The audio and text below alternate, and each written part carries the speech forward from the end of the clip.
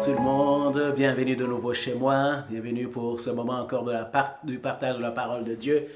Et aujourd'hui, nous allons continuer dans ce que nous avions commencé donc la fois passée, donc c'est le deuxième point. La fois passée, nous étions en train de parler donc sur les moments de la visitation de Dieu. Et le point, la fois passée, nous avons parlé donc de Siméon et de Anne, nous avons mentionné Siméon et Anne qui vont reconnaître Jésus quand il va être présenté par ses parents au temple de Jérusalem. Et ce que nous avons dit sur Siméon, c'est que c'était un homme qui attendait la manifestation. Il attendait la venue du Messie. Il attendait la visitation de Dieu. Et ce que nous en avons compris, c'est que quand tu attends réellement les choses de Dieu, quand tu attends que la manifestation des choses de Dieu, alors tu es divinement averti. Tu es divinement averti. Le Saint-Esprit va t'avertir. Et si tu te laisses avertir, et que tu marches avec le Saint-Esprit, que tu te laisses conduire par le Saint-Esprit, tu vas être au premier loge quand les choses de Dieu vont prendre place. Tu seras parmi les premiers à le voir. Tu seras assis devant quand cela commence. Aujourd'hui, nous allons parler dans la deuxième personne de Anne, qui était également là le jour où Jésus est présenté et qui va aussi reconnaître que le temps de la visitation de Dieu était accompli et que Dieu lui-même était venu en la forme de ce petit enfant pour sauver Israël. Et au-delà d'Israël, de nous sauver nous également, de sauver le monde entier. Qu'est-ce que nous lisons sur Anne? Alors, la parole de Dieu nous dit ceci dans Luc le chapitre 2, le verset 36. Il y avait aussi une prophétesse, Anne, fille de Phanuel, de la tribu d'Azer. Elle était fort avancée en âge. Déjà ici, j'aime bien toujours cette terminologie, elle était fort avancée en âge. C'est une femme, on sait qu'elle est de la tribu d'Azer, on sait qu'elle est une prophétesse, on ne dit pas comment, on ne dit pas qu'est-ce qu'elle a fait avant cela. De la tribu d'Azer, j'ai essayé de chercher, je n'ai rien trouvé qui puisse tellement nous en dire plus sur sa personne. On dit qu'elle était avancée en âge. Elle avait vécu 7 ans avec son mari depuis sa virginité. Restée veuve et âgée de 84 ans, et quand même un peu indélicat, Luc nous donne son âge, alors qu'elle était seulement avancée en âge. Les femmes d'habitude ne sont pas vieilles, elles sont avancées en âge, mais ici il nous dit 84 ans. Elle ne quittait pas le temple, et elle servait Dieu nuit et jour dans le jeûne et dans la prière. Étant survenue elle aussi à cette même heure, elle louait Dieu, et elle parlait de Jésus à tous ceux qui attendaient la délivrance de Jérusalem. Anne, la prophétesse, qui ne quittait pas le temple. C'est notre deuxième point aujourd'hui. Qui ne quittait pas le temple. Anne était une femme de la présence de Dieu. Et aujourd'hui, j'aimerais dire à quelqu'un, ne quitte pas le temple. Ne quitte pas le temple. C'est vrai, ça peut paraître paradoxal. Nous sommes dans la période où les églises sont fermées, où il n'y a pas de culte, il n'y a pas de réunion en semaine, il n'y a pas d'enseignement, il n'y a rien qui est offert dans un bâtiment. Et le cas de Anne peut sembler éloigné, en tout cas un peu, de ce que nous vivons aujourd'hui. Mais pourtant, quand Jésus va venir, un jour, Jésus est en train de s'entretenir avec une femme samaritaine, et il est en train de poser des questions sur les lieux où il faut adorer. Il dit, mais est-ce qu'il faut adorer sur telle montagne? Vous dites que c'est telle montagne. Moi, j'ai entendu quelqu'un disait que c'était plutôt par là-bas qu'il fallait aller. Et Jésus va lui répondre ceci. Il va lui dire que mais l'heure vient, et c'est dans Jean le chapitre 4, le verset 23, mais l'heure vient, elle est déjà venue, où les vrais adorateurs adoreront le Père en esprit et en vérité. Car ce sont là les adorateurs que le Père demande. Dieu est esprit et il faut que ceux qui l'adorent aussi en esprit et en vérité.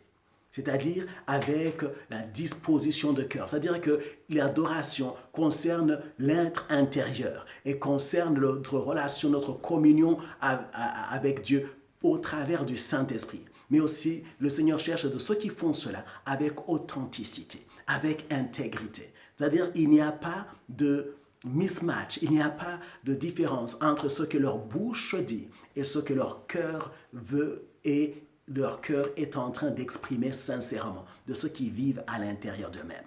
Et Anne était de ces personnes qui adoraient le Seigneur, mais à ce moment-là, il fallait se rendre au temple, parce que le temple symbolisait la présence de Dieu. Et la Bible nous dit qu'elle servait le Seigneur. Et elle servait le Seigneur. Il faut demeurer dans la communion et dans le service. Imaginez seulement qu'un jour, il s'était dit, ok, ça fait beaucoup d'années. Et combien d'années d'ailleurs ça faisait qu'il servait au temple? Ici, je vais vous faire un peu de chronologie de la vie de Anne, mais selon moi, donc j'essaie de simplifier les calculs. On nous dit que Anne avait vécu elle avait 84 ans et avait vécu 7 ans avec son mari. À l'époque, les gens se mariaient suffisamment jeunes et souvent, quand on parle de la visitation ou quand Marie a reçu la parole de l'ange, on estime qu'elle avait environ 15 ans. On va dire que Anne avait vécu un peu vieille fille et s'était mariée à 17 ans et avait vécu 7 ans avec son mari. Et à 24 ans, elle s'était retrouvée veuve. Et depuis lors, elle se rendait au temple et servait le Seigneur.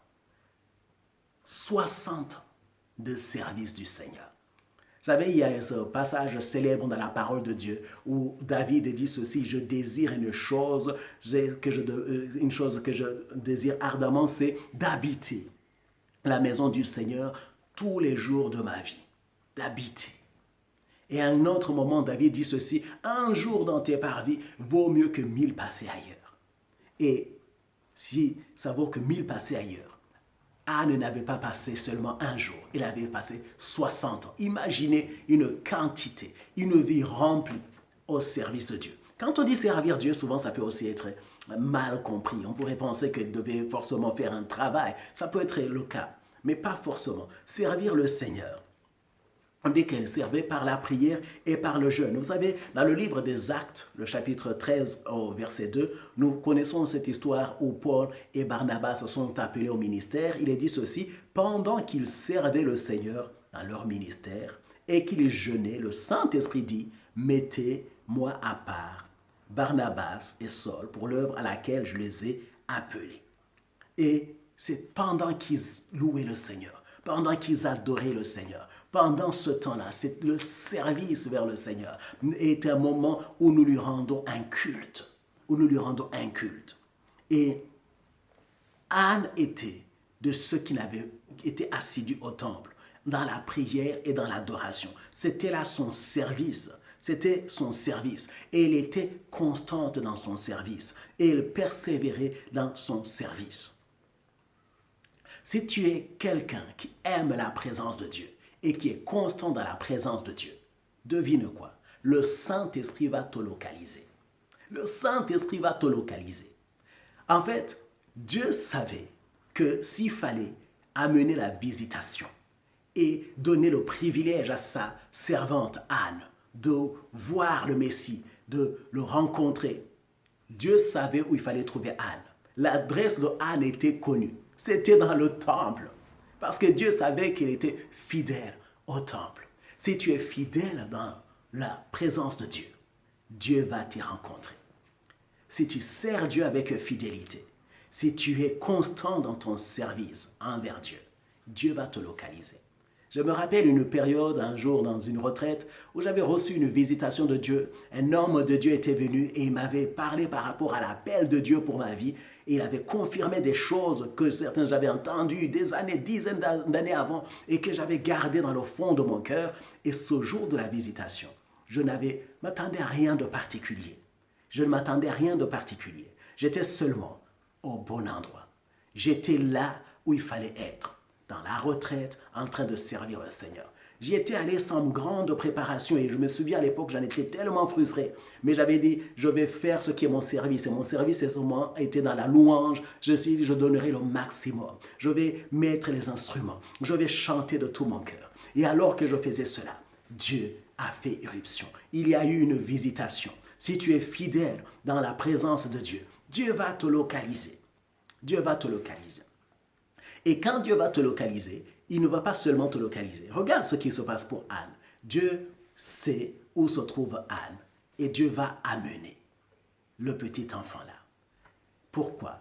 Pour que Anne soit au bon moment, au bon endroit, au bon moment, au bon endroit. Quand tu es de ceux qui se laissent conduire par le Seigneur, qui l'aiment et qui continuent à l'adorer de tout leur cœur, Dieu va permettre que tu sois au bon moment, au bon endroit. Anne se rend au temple au bon moment.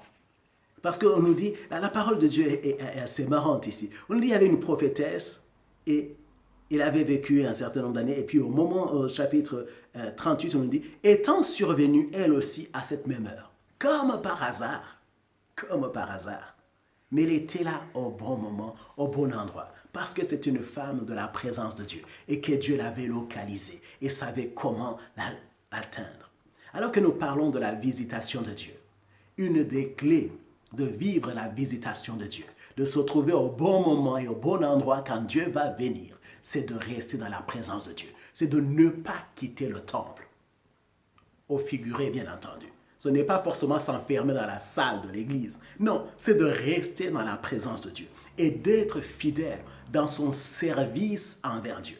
Et service étant prière, adoration, et tous les moments de recherche de la présence de Dieu. Toutes les choses aussi que Dieu t'a mis à cœur, que tu sais bon d'accomplir. En fait, Dieu va souvent nous rencontrer car nous sommes en train d'accomplir ce que nous savons bon d'accomplir.